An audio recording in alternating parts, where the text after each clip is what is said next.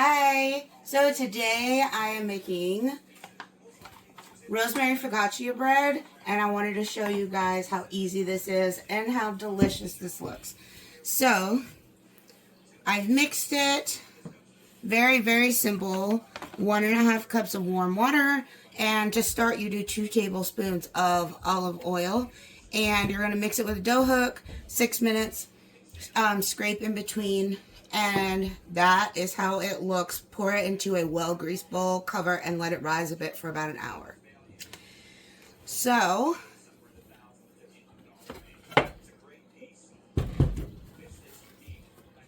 we're going to use the stone bar pan. It's about 9x13. So, got my mini measure out here and about 1/4 cup of oil. So I'm going to spread this, not very well, but over this pan. And then I've got, this is the Pampered Chef, Chef's basting brush. This is also one of our guest offers this month. So you order, I think it's $90 worth of product, and you get your choice of the veggie peeler and the, I can't even remember what the other one is at this moment. And then if you do 120, you also receive this basting brush. So you get to just baste the bottom and up the sides.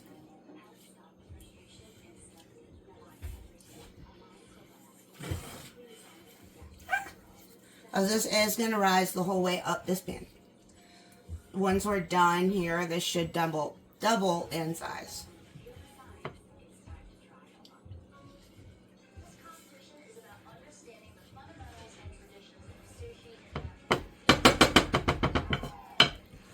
Okay.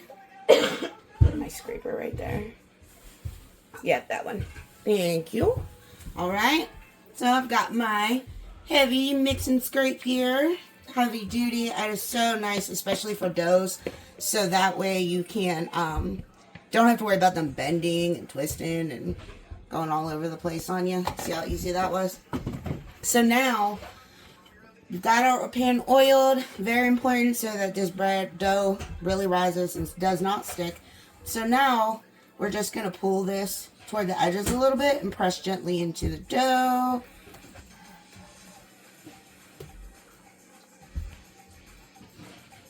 And we are going to have to do this again, so it's not going to, you know, be completely perfect just yet.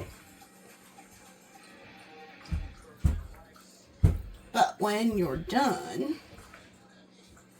should look a little something like that. Okay?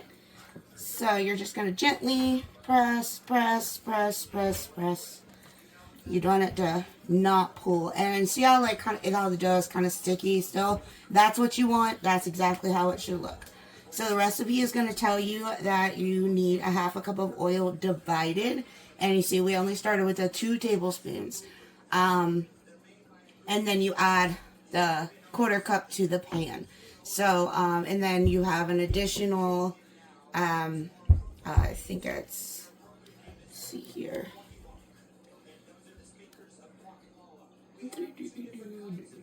2 tablespoons, yeah. 2 tablespoons of oil left from that 1/2 cup. And that's going to be brushed over this, just before it bakes. Alright, I think we're ready to cover it back up. Alright.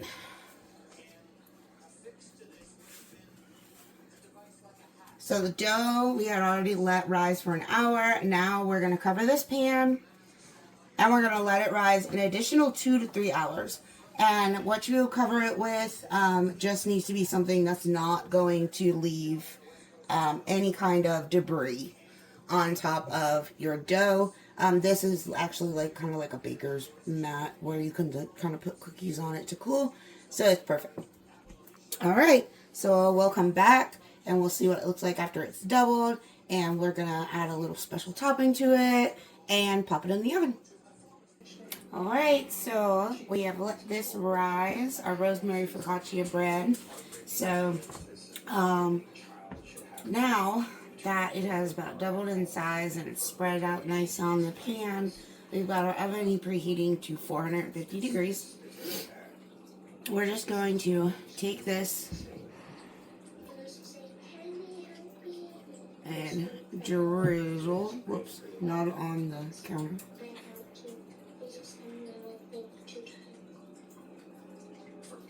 Two tablespoons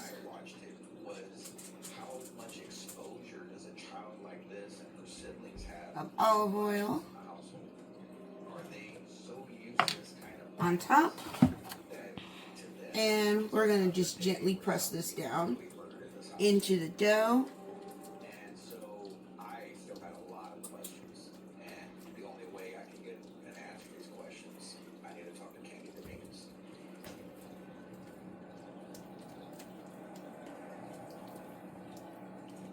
Try and even that out a little bit.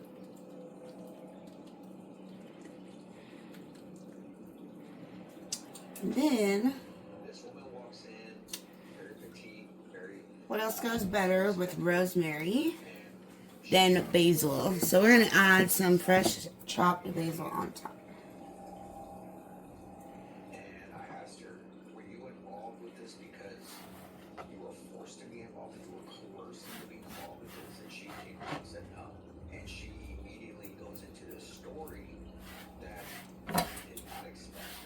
Now you don't have to, or you could add something else. So you could also add some fresh minced garlic or even garlic powder. You could put some tomatoes on top of it. I would bake it a little bit first before you did that. You're going to add some moisture. So that I would do in the last probably like 10 minutes of baking. I do some sliced tomatoes on top. That would be really good too.